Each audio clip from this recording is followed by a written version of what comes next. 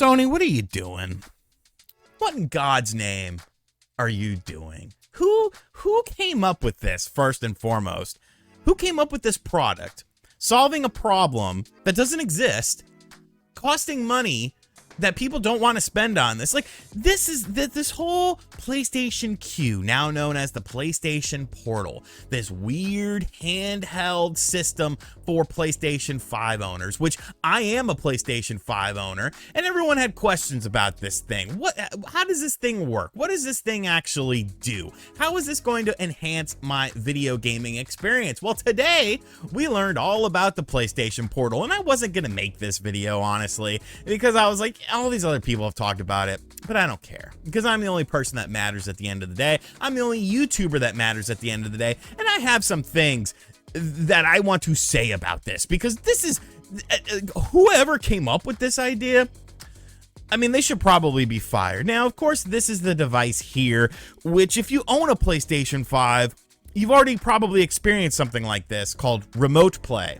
Because you could take your PlayStation 5 and utilize remote play on a mobile device or an iPad or something like that. You could connect a controller to it. There's actually an officially Sony licensed backbone that you can use with your phone that pretty much makes this exact same thing that we have. But we were all wondering, you know, what was the price point going to be? What were the features going to be? Because it looks like this is actually running some sort of Android on it. So maybe it'll be interesting to hack, even though it's not exactly the most ideal and comfortable looking system in the world. So they also talked about some earbuds, some headphones, some low latency using the, I don't care about, I'm not an audio person. Like, I like good audio, but like I don't have a surround sound system or anything like that. I don't need 5.1 Dolby Digital. Like I don't need all of that, but I do understand that some people do need it. So maybe that's good for you. But let's look at what Mr. Nishino had to say about this monstrosity, this horrible. This looks so stupid. I am sorry, but this looks so dumb. It literally is, they took a tablet and they were like, bam, let's attach the DualSense controller to it. Like, it just looks ridiculous to me, but whatever. Let's get into the nitty gritty of this. The PlayStation Portal Remote Player. The PlayStation Portal Remote Player brings the PlayStation 5 experience to the palm of your hand. Kind of. It includes the key features of the DualSense wireless controller, including adaptive triggers and haptic feedback. I said triggers wrong, but adaptive triggers and haptic feedback. That's kind of interesting. I guess there's a star by it though, so we'll have to scroll down and see what that is all about. The vibrant 8-inch LCD screen is capable of 1080p resolution at 60 frames per second, providing a high-definition visual experience that's expected from the high-quality games created by world-class developers. They just love to sniff their own farts, don't they? The high-class games. 1080p 60 on an 8-inch LCD. You got to remember, this is wireless. We're not doing native games on here, but that's not bad. You know, I'll give it a little bit of credit there. You know, an 8-inch screen, that's a good enough size. 1080p 60 frames per second on a screen that's 8 inches is going to look very nice, as you know, depending on the screen quality and stuff like that, I should say. You know what, I'm curious. Let's go ahead and scroll down though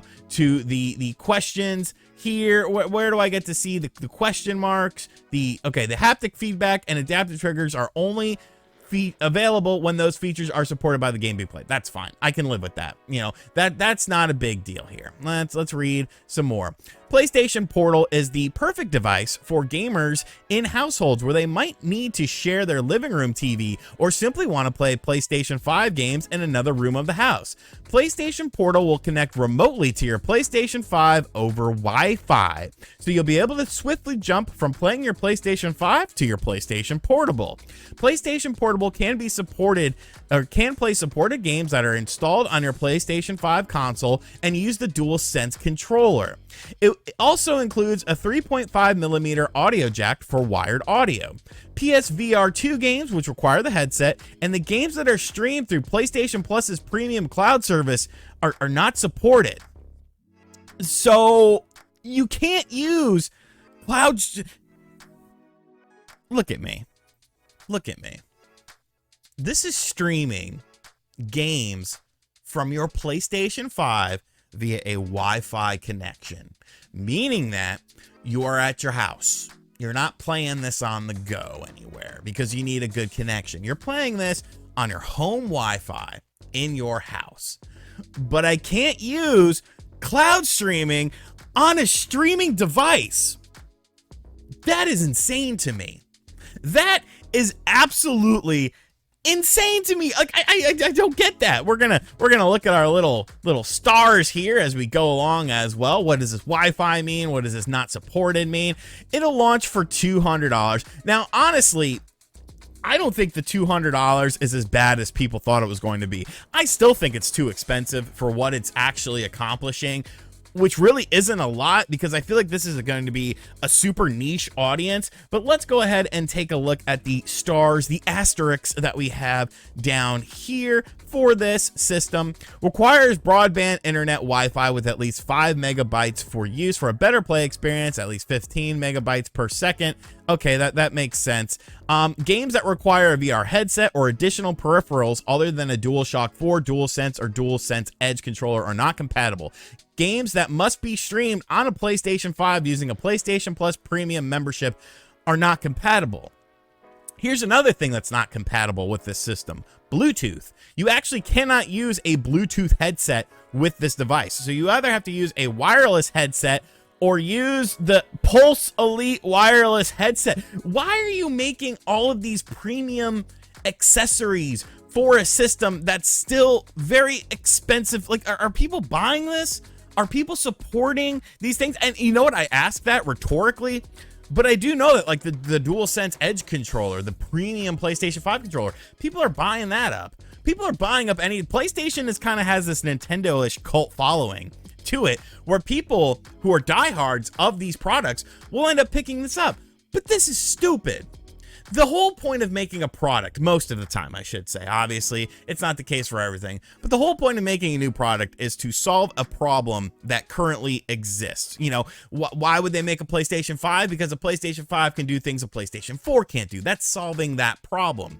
This is not solving a problem because the problem has already been solved with remote play on your PlayStation 5 via your mobile device, via your tablet, and then you use a controller on there and you're good to go. I don't understand what the market is for this. I don't understand why someone, like, if it was $100, $50, something like that, then sure, people would probably be interested in it. You know, we still don't know about the operating system on here. I'm assuming it's Android based, but like, I still have so many questions. But all the questions that you answered today, the lack of Bluetooth, the lack of game streaming from a PlayStation 5 to the device, that just boggles my mind. Like an 8-inch screen, 1080p, 60, that's good stuff. I like that.